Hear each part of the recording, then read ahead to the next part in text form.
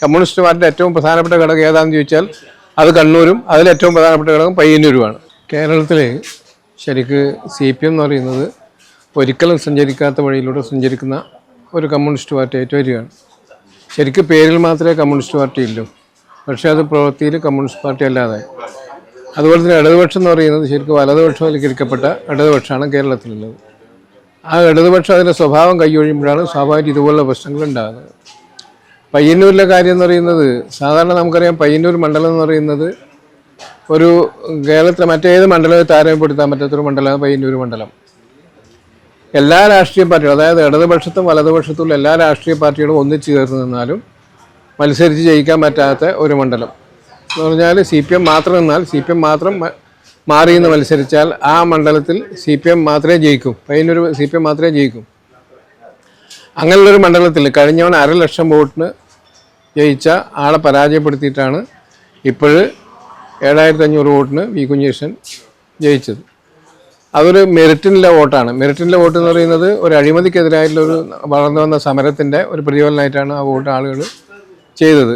ശരിക്ക് ആളുകൾക്ക് സാധാരണ പറഞ്ഞാൽ കമ്മ്യൂണിസ്റ്റ് പാർട്ടിക്ക് സ്വാധീനമുള്ള സ്ഥലങ്ങളിലെല്ലാം കമ്മ്യൂണിസ്റ്റ് പാർട്ടിയുടെ വിധേയപ്പെട്ട് നിൽക്കുന്ന ആളുകളാണ്.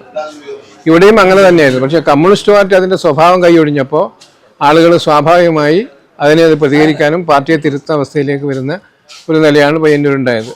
അപ്പോൾ ശരിക്ക് ഈ കേരളത്തെ സംബന്ധിച്ചിടത്തോളം കേരളത്തിൽ 140 മണ്ഡലത്തിൽ മത്സരിച്ച ഒരാളുണ്ട്, അത് പിണറായി വിജയനാണ്.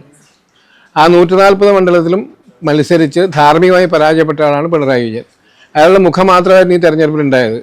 അയാൾ മാത്രമാണ് ഇടതുപക്ഷത്തിൻ്റെ മുഖമായിട്ട് വന്നത്, പാർട്ടിയുടെ മുഖമായിട്ട് വന്നത്. ആ 140 മണ്ഡലത്തിലും പരാജയപ്പെട്ട പിണറായി വിജയനെയാണ് നമുക്ക് കാണാൻ വേണ്ടി പറ്റുക. ഇപ്പോഴും തെറ്റുതിരുത്തും എന്ന് പറയുന്ന പാർട്ടി ആ 140 മണ്ഡലങ്ങളിലും മത്സരിച്ച് പരാജയപ്പെട്ട പിണറായി വിജയൻ തന്നെ നേതാവാക്കി മുൻനിർത്തി തെറ്റുതിരുത്താൻ വേണ്ടി പോവുകയാണ്. അപ്പോൾ തെറ്റുതിരുത്തല്ല, ആളുകൾ കണ്ണിൽ വീണ്ടും പൊടിയിടാനാണ് കേരളത്തിലെ CPM ശ്രമിക്കുന്നത്. അതൊരു നിലയിലും മുന്നോട്ട് പോകുന്നൊരു നില ഉണ്ടാവില്ല എന്നാണ് ഞങ്ങളൊക്കെ മനസ്സിലാക്കുന്നത്. അപ്പോൾ കമ്മ്യൂണിസ്റ്റ് പാർട്ടി അതിൻ്റെ സ്വഭാവം വീണ്ടെടുക്കാൻ പറ്റുമെങ്കിൽ ആ പാർട്ടി നിലനിൽക്കും, അല്ലെങ്കിൽ അത് നിലനിൽക്കില്ല. അതുപോലെ തന്നെ ഇടതുപക്ഷത്തിൻ്റെ സ്പേസ് ഇപ്പോൾ കൈകാര്യം ചെയ്യുന്ന ഈ വലതുപക്ഷവൽക്കരിക്കപ്പെട്ട കമ്മ്യൂണിസ്റ്റ് പാർട്ടി ഉൾപ്പെടെയുള്ള പാർട്ടികൾ അത് ശരിയായ നിലക്ക് ഇടതുപക്ഷത്തിൻ്റെ സ്വഭാവം അത് സ്വീകരിക്കുകയാണെങ്കിൽ അതിന് മുമ്പോട്ട് വേണ്ടി പറ്റും, അല്ലെങ്കിൽ അത് പ്രശ്നമായിരിക്കും. ആ നിലയിൽ മുമ്പോട്ട് കേരളത്തിൽ പോകില്ല. അപ്പോൾ ഇടതുപക്ഷത്തിൻ്റെ സ്പേസിലേക്ക് പുതിയൊരു ഇടതുപക്ഷം കേരളത്തിൽ രൂപപ്പെട്ടു വരും എന്ന് തന്നെയാണ് അതിൻ്റെ ഒരു നാന്ദിയാണ് പയ്യന്നൂരിൽ നമുക്ക് കാണാൻ വേണ്ടി പറ്റുക. മറ്റ് ഏതൊരു പ്രദേശക്കാണെങ്കിൽ പയ്യന്നൂർ നമുക്ക് കാണാൻ വേണ്ടി പറ്റില്ല. കാരണം ഇന്ത്യയിൽ തന്നെ കമ്മ്യൂണിസ്റ്റ് പാർട്ടിയുടെ ഏറ്റവും പ്രധാനപ്പെട്ട ഘടകം ഏതാണെന്ന് ചോദിച്ചാൽ അത് കണ്ണൂരും അതിലേറ്റവും പ്രധാനപ്പെട്ട ഘടകം പയ്യന്നൂരുമാണ്. അപ്പോൾ അങ്ങനൊരു സ്ഥലത്ത് ഇങ്ങനൊരു തിരുത്തൽ പ്രക്രിയ വരിക എന്ന് പറയുന്നത് ചെറിയ കാര്യമായിട്ട് ആരും കാണുന്നില്ല. അപ്പോൾ അതിനെ നാന്ദി ഒഴിക്കാൻ കുഞ്ഞേഷാട്ടും അതുപോലെ തന്നെ കൂടിച്ചേർന്ന് ഞങ്ങൾ കുറച്ച് ആളുകൾക്ക് സാധിച്ചു എന്ന് പറയുന്നത് ഒരു ചരിത്രപരമായ പ്രക്രിയ ആയിട്ട് തന്നെ അതിൻ്റെ ഒരു ഭാഗമായിട്ട് തന്നെയാണ് ഞങ്ങളിതിനെ കാണുന്നത്. ഒരു ബദൽ ലെഫ്റ്റ് മൂവ്മെന്റിന് പയ്യന്നൂരിൽ നിന്ന് ഒരു നേതൃത്വം ആ രീതിയിൽ ഉണ്ടാവുമോ?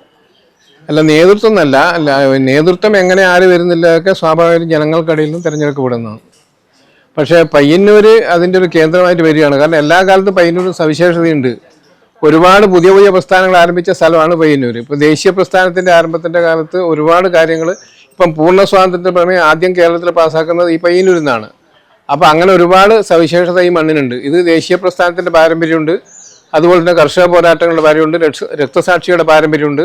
ഈ പാരമ്പര്യങ്ങളൊക്കെ നിലനിർത്തുന്ന ഒരു പ്രദേശമാണ് പയ്യന്നൂർ. അതിൻ്റെ ഒരു ആത്മാവ് ഉണർന്ന് പ്രവർത്തിച്ചപ്പോഴാണ് പയ്യന്നൂർ ഈ പറയുന്നൊരു വിജയം ഉണ്ടായിട്ടുള്ളത്. കാരണം എന്ന് പറഞ്ഞാൽ ഓരോ പ്രദേശത്തിനും ഓരോ ആത്മാവുണ്ട്, ഓരോ ആളുകൾക്കും ആത്മാവുണ്ട് എന്ന് പറയുമ്പോൾ ഓരോ പ്രദേശത്തിനും ഓരോ ആത്മാവുണ്ട്. ആ പയ്യന്നൂരിൻ്റെ ആത്മാവ് എന്ന് പറഞ്ഞാൽ ഈ പോരാട്ടത്തിൻ്റെ ആത്മാവാണ്. അതാണ് ശരിക്കും ഈ തെരഞ്ഞെടുപ്പിൽ വി കുഞ്ഞേഷിൻ്റെ ജയത്തിലേക്ക് എത്തിയത്. അത് ജനങ്ങളുടെ വിജയമാണ്.